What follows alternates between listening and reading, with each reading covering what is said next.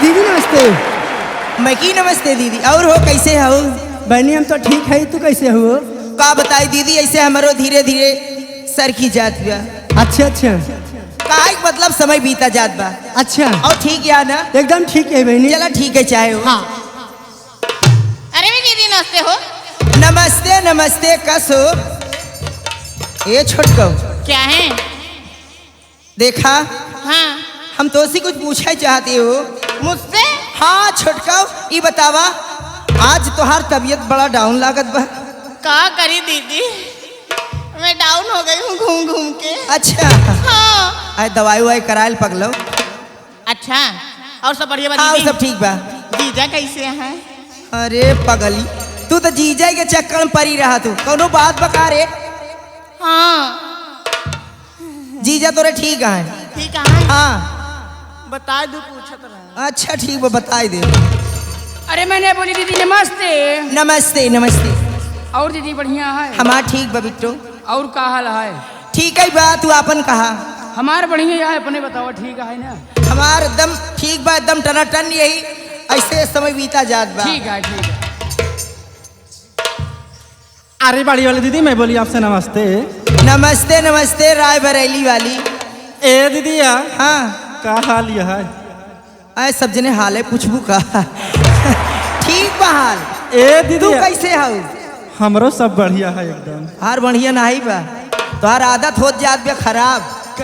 का भवा दीदी? अपन आदत सही कैलू। अच्छा नहीं अपने घरे जाबू तो मारी जाबू। ठीक है दीदी। लेकिन सुना, ए बतर कर। ए दीदी यार, देखा आज हम तुझसे कुछ पूछना चाहे थी हो। का पूछे चाहती है? ये बतावा, आज तो ये इतना शौक श्रृंगार कई के इतना सज धज के कहाँ जाती हो तू? तुम्हारा कहने का मतलब ये कि मैं इतना शौक श्रृंगार करके, हाँ। और आंखों में कजरा लगा के और होठों पे लाली सजा के मैं कहाँ जा रही हूँ? हाँ हाँ, कहाँ जा रही हो?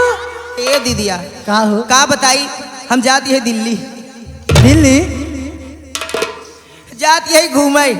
घूमे जाती? हाँ, ये बतावा का करे जाती है जाती घूमे। हमारे परमादरणीय जेडी म्यूजिक वाले हैं ना, अच्छा अच्छा, उन्हीं से जाती है मिले। उनसे मिले जाती है? हाँ। ए बहनिया, बहनी आराम से जाओ, नहीं बड़ा खतरनाक हाँ हुए ना जाना था। ठीक बा, लेकिन सुना। हे हाँ देखा, ये जौन आगे बैठा है, इनसे बच के रहो बहनी, जानती है?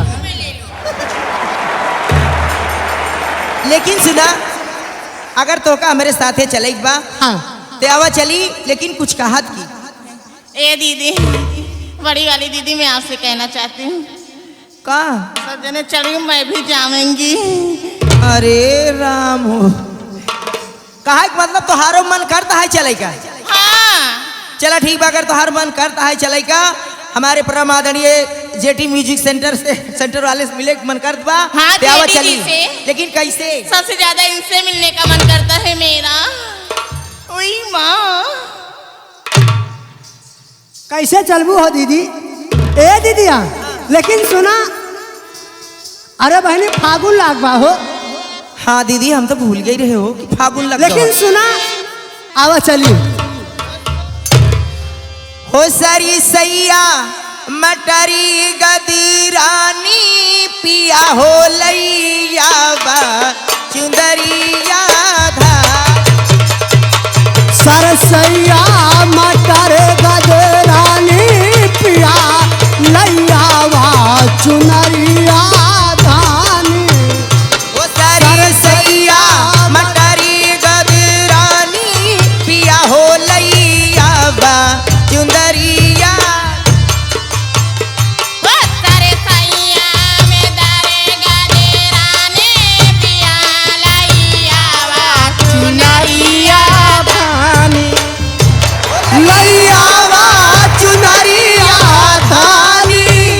हो लैयावा चुनरिया धानी, पिया हो लैयावा चुनरिया धानी। गदरानी पिया लैयावा चुनरिया धानी। हे चारे महीना पिया गर्मी के दिनवा, चार महीना पिया गर्मी के दिनावा, 4 महीना पिया गर्मी के दिनवा, 4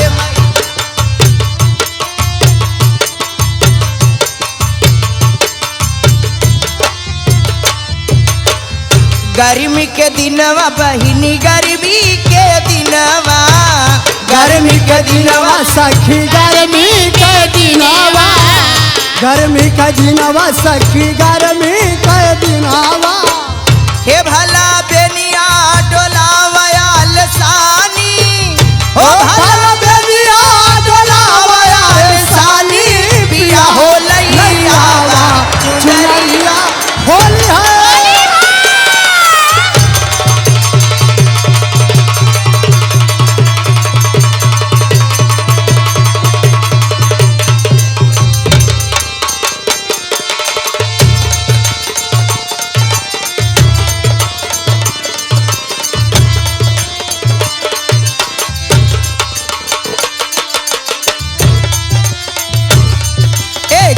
महीना पिया गर्मी के दिनवा, 4 महीना पिया गर्मी के दिनवा, गर्मी के दिनवा हो गर्मी के दिनवा, हो गर्मी के दिनवा।